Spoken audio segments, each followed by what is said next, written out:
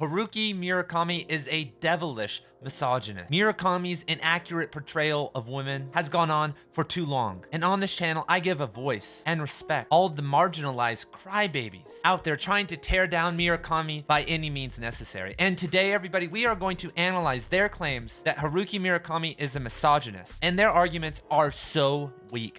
You guys are going to be mind blown about how far these people are reaching. I don't say this lightly, but it's some of the worst writing I've ever seen. We have articles from LitHub, from Osumi Books, from the Toronto Star, the LA Times, the Guardian, and 872 threads on Reddit about Murakami's negative portrayal of women. And we're about to read a quote from a Murakami interview that this Osumi Books twisted to fit their already weak narrative. And their quote goes as, from Murakami, quote, "If the sex is good, your injury will be healed, your imagination will be invigorated. In that sense, in my stories, women are mediums, harbingers of the coming world. That's why they always come to my protagonist. He doesn't go to them." But we have the full interview, so let's see what Murakami actually said in context. So here's this statement before the quote. "In my books and stories, women are mediums. In a sense, the function of the medium is to make something happen through herself. It's a kind of system to be experienced. The protagonist is always led somewhere by the medium, and the visions that he sees are shown to him by her. Mediums in the Victorian sense? Psychic mediums?" asked the interviewer. Murakami states, and now we're at the quote, "I think sex is an act of a kind of soul commitment." You guys know how important this is right here? A kind of soul commitment. That was left out. "If the sex is good, your injury will be healed, your imagination will be invigorated. It's a kind of," another left out quote, "it's a kind of passage to the upper area, to the better place. In that sense, in my stories, women are mediums, harbingers of the coming world. That's why they always come to my protagonist. He doesn't come to them." And then briefly, Murakami states how in his story that the men and the women exist in a spiritual world and in a realistic world. Because I know this is crazy, this will blow everyone's mind. Haruki Murakami is a fictional author, not a nonfiction author. Haruki Murakami does not believe that one group, gender, or race is superior to another group. He has never showed any actions in his writing or in his life that reinforces that theme. He writes a lot of books with male protagonist leads. You can already get canceled for that in 2000. Gone. And if as a man, you write a female lead, then okay, so I'm gonna write a female lead protagonist. But if you write them in the wrong way, that's even worse. Cancel. You don't write them the way we want them to, and if you do, you don't apologize. Gone. There is no way to win with these people because they don't see that Murakami is actually elevating women by putting them into this position. The argument from these magazines is that Murakami does not create autonomous female protagonists and characters in his story, but multiple times in multiple books, female protagonists leave or cheat on the main characters.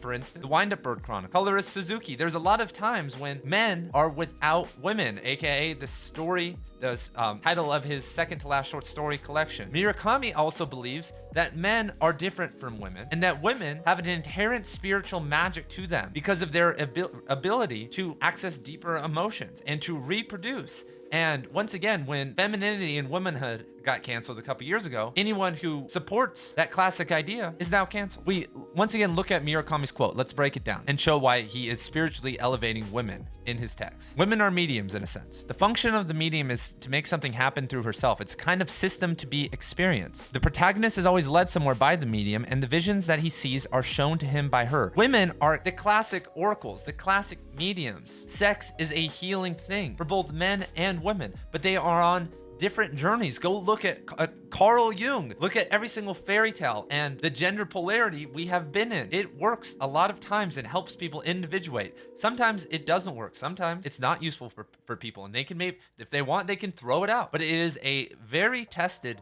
method that's rooted in biology that most people should use. Saying that women are a kind of system to be experienced is saying that they are all expansive, that they are Mother Earth, that they are the energetic womb and energy and life force and formational force of many of the things in the universe. And yes, some people who I would say are a part of the patriarchy use that against women. That is, anything that is good can be exploited. Of course, that concept has been used to exploit women, just how men's testosterone has been exploited by a lot of other men and politicians and people since the start of time. The healing force is also connected to an adversarial force. I mean, this is like 101 until it's not 101. Until people destroy all the systems and they're floating out in space, depressed, in a ruined society, and and wondering what happened, because you guys are tearing down people who put in the work, real artists out there. And how do you think you're going to feel? One of the articles, the Toronto Star article, says Murakami's characters misogynistic? No wonder they are so miserable. So what does Murakami have to say about this? Because he was pressed in person by one of these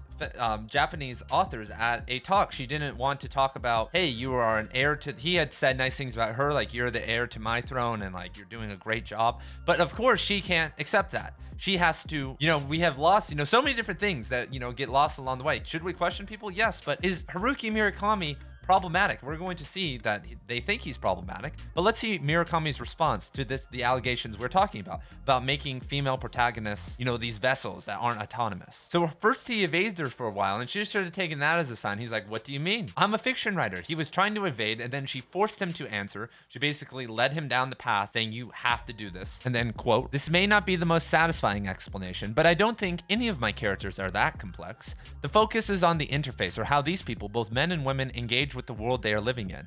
If anything, I take great care not to dwell too much on the meaning of existence, its importance or its implications. Like I said earlier, I'm not interested in individualistic characters, and that applies to both men and women. That translates to, do you think I am sitting down and being a misogynist? I am writing about characters that I place into a world and see how they interact with that world. And that's why these people will continue on until we push back at them, until, as we're about to see, in this article, when they make these dumb claims, even if they're a famous author and they have cornered you on stage and when they should be talking about your accomplishments, you can maybe say, these women aren't just novelistic instruments for me. Each individual work calls for its own circumstances. I'm not making excuses. I'm speaking from feeling and experience. I'm very glad that Murakami did not cave. Even though he says that if someone doesn't like his work, he apologizes and says, I'm sorry it made you feel that way, because it's a piece of fiction work. It's going to make people feel all types of ways. The last of which being, when I read a Murakami book, like, man, women suck. Like, dude, hate women. Like, I only get a more refined and awesome view of a magical realism world where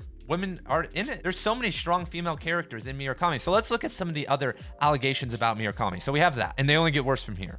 So the next one, they love to talk about this one. In Murakami's last novel, there's a 13-year-old girl who, when she first meets a 36-year-old man, she says this, quote, my breasts are really small, don't you think? I can't help thinking about my breasts, Marie said after a while. That's all I think about, pretty much. Is that weird? She asks, is that weird? We obviously have a weird character. And if you've read the book, this girl has a very weird and powerful father, and she's very reclusive and weird. And she is thinking about this, her breasts, all of the time. People think about their body parts all the time. I know guys who obsess over their penis size. I know women who fantasize over their butt size, their breast size. Their guys fantasize about my arms. And a lot of those things you can't even change. We fantasize about our body parts. Crazy. And sometimes people are upfront to say it. And if a weird character in a weird book is going to say weird things. And he was confronted on this and he says, I just imagine there are girls out there who feel this way. I don't think he's wrong. If you're a female, if you want to ask females, hey, have you ever thought about your breasts a lot before? Hey, guys, have you ever thought a lot about your penis and your penis size a lot before? Maybe you haven't, but it's not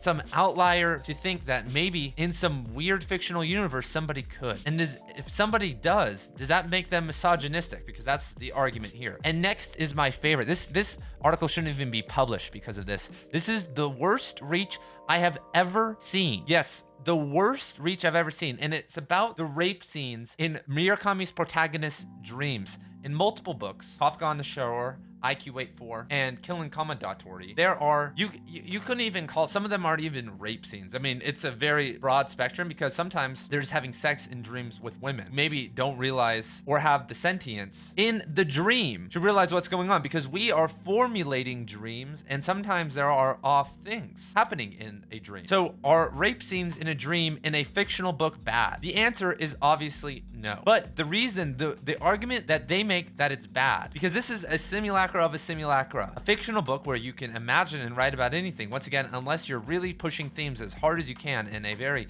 non-fiction way that one group is superior to another group, you can say and do whatever you want. And we're going to look down here at this. There's something sinister in Murakami's dream descriptions here, made even more comfortable by his belief, uncomfortable by his belief that writing a novel lets me, and this is Murakami talking, writing a novel lets me intentionally dream while I'm still awake. For me, the dreamlike is very real. What? Do you guys did you guys catch that comparison? Because it's the dumbest thing I've ever heard. Murakami, who writes 8 hours a day from 4 a.m. to 12 p.m. while he's working on a novel for years, while he is writing, enters what he feels like is a very dreamlike state. The state that all artists and people in a flow state enter, that dreamlike state. I'm in it right now. That state when you know that there is no past, present, or future, because someone out there is going to be listening to this in the future. How are you doing? Hope you're liking the channel. Just like millions of people are going to read Murakami's books. You enter a dream state while creating, but in that, because you feel like you're in a dream and it feels like that dream feels real, then that makes all of your creation suddenly non-fiction, or any dream scenes in a dream are real.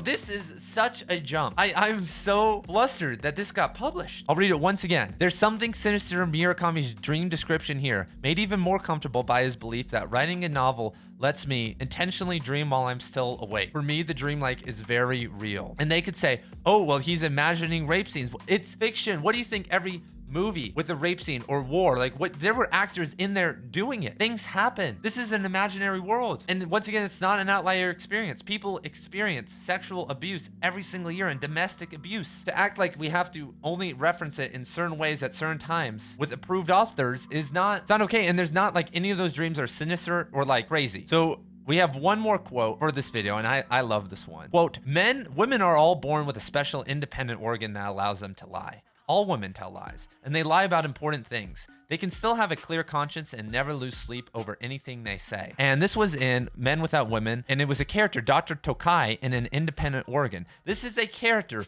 who is kind of weird, and he's saying this, and it's a character. I can't believe it's a character. And if I reread this sentence to all the women writing this article and asked all the feminists and people who believe Murakami is a misogynist, if I said this to them, listen up. Men's penis allows them to lie. All men tell lies, and they lie about important things. They can still have a clear conscience and never lose sleep over anything they say. That sounds like the patriarchy. That sounds like every man that they go after. The nasty men who lie and their penis thinks that, they're objectifying women with their, sexual energy, and their penis runs their whole body. So there's that. And then there's also that they can't accept this quote because it says that women and men are different. That women have reproductive organs that create babies. Sometimes those don't work correctly. Sometimes 0.1% of the time there are intersex people, but with everyone else, if without interference, there are massive differences happen between men and women. Crazy, mind-blowing stuff. Right here, right conscious, everybody. We're going off. I'm transcending science here, literally. And what's the solution? In every single one of these articles, you know what they say? We need to support these authors, all these Japanese female authors who are doing it correctly. There's already a group of people they're trying to lift up after they're tearing someone else down, and that's what happens in literature. This is just typical. But look where we're at in the world. Is this the real solution? Or is it getting people into reading? Murakami. I have a 9th grade student who absolutely loves Murakami, and she's reading all of his books,